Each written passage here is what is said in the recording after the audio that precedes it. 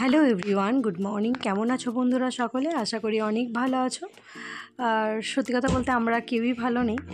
মা যাচ্ছে আজকে সকাল সকাল একদম জয়দেবাতে, মানে জয়দেবা হসপিটালে। মায়ের তো জানো যে ওপেন হার্ট সার্জারি করতে হবে।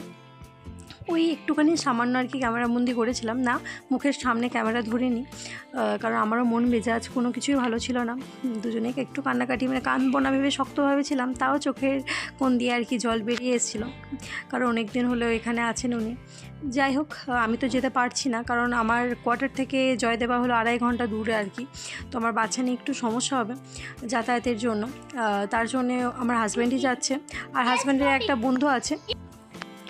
এখন মারা যাচ্ছে হলো আমাদের সামনেই, মানে কোয়ার্টের সামনে হসপিটাল আছে, ওখানে আর কি অ্যাম্বুলেন্স দাঁড়িয়ে আছে। তো যারা জয়দেবা যান আর কি এখান থেকে রেফার হয়ে, তো তাদের জন্য অ্যাম্বুলেন্স আর কি দেওয়া হয়, কারণ এখান থেকে 2.5 ঘন্টা দূর, তো তার জন্য। তো ও দুটো ব্যাগ নিয়ে আর কি যাচ্ছে, আর মা এই যেহেতু সামনেই আর কি, তো মা একটু হেঁটে আর কি চলে যাবে। আর জলও শেষ হয়ে গেছে ঘরে আমার, তার জন্য জলের ক্যানিও আর কি নিয়ে যাচ্ছে, যে আসার সময় জলটা ভরে দেবে।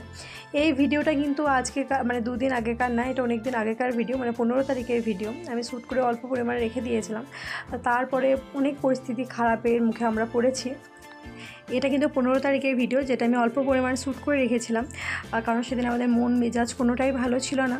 আর যেহেতু বললাম আমাদের একটা খারাপ পরিস্থিতির মধ্যে আমাকে পড়তে হয়েছে, হ্যাঁ, কারণ যেদিন আমার মা, মানে শাশুড়ি মা, আমার হাজব্যান্ড জয়দেবা যান, তার সেদিনই আর কি রাত্রিবেলায় আমার বাচ্চার প্রচণ্ড পরিমাণে জ্বর আসে। তো আমার ঘরে যে ওষুধটা ছিল আর কি, আমি সবসময় তো ওষুধ রেখে দিই, তো সেটাই দেওয়া হয় আর কি, প্যারাসিটামল। কিন্তু যাই হোক, প্রচণ্ড পরিমাণে কাঁপুনি দিয়ে জ্বর আসছিলো, তো একটু ভয় লাগছিলো, সারা রাত ঘুমাতে পারিনি। ওই 4 ঘন্টা পর পর আর কি জ্বর আসছিলো।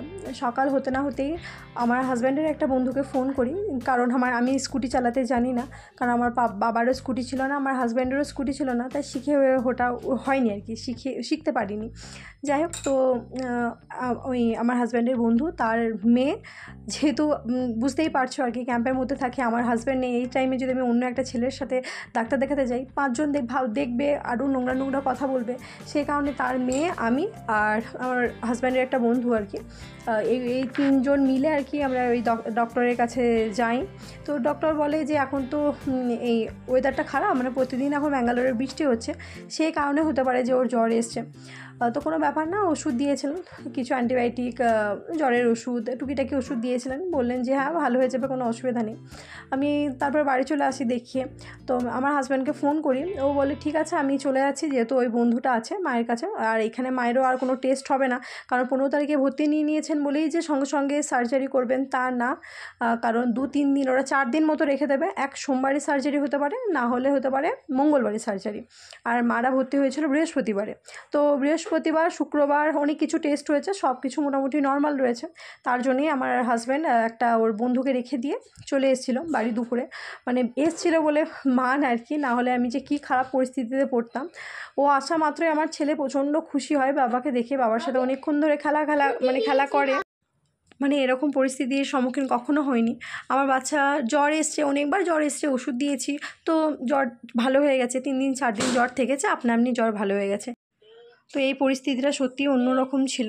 তো হসপিটালে যাওয়ার সঙ্গে সঙ্গে নার্স, ডক্টর মিলে ওকে আগে পুরো সোয়েটারটা খোলা করায়, কারণ ডাক্তাররা বলছে যে এখন আমরা কি করি, একটু জ্বর এলে একটু মোটা জামা কাপড় পরাই, তো ডাক্তার এখানে একদম মানা করছিল আর কি। তো জামা কাপড় খুলে আগে প্রথমে আর কি হালকা একটু জল গরম করে, সঙ্গে সঙ্গে ওরা জল গরম নিয়েছে, ওকে আর কি একটা কাপড় ভিজিয়ে পুরো গায়ে আর কি দেয়, গায়ে পায়ে সব জায়গায়, হাতে ভালোভাবে দিয়ে, তারপরে 10-15 মিনিট মতো দেওয়ার পর একটা শুকনো কাপড় দিয়ে ভালোভাবে মুছিয়ে দেয়। তখন ওর জ্বর ছিল 103 মতো। তো জ্বর কমার পর হসপিটাল থেকে নিয়ে আসা হয়, এখন অবধি কিন্তু ওর জ্বর আছে, ওই 3-4 ঘন্টা পর পর জ্বর আসছে। দেখি এখন কি হয়, ব্লাড টেস্ট করানো হয়েছে, এখন রিপোর্ট পাইনি। তোমরা প্লিজ সবাই একটু আশীর্বাদ করো আমার ছেলে যেন খুব তাড়াতাড়ি সুস্থ হয়ে যায়, ওইদিকে মাও যেন সুস্থভাবে অপারেশন করে বাড়ি ফেরে। আজকে ভিডিওটা এতটুকুই রাখলাম, ভালো থেকো।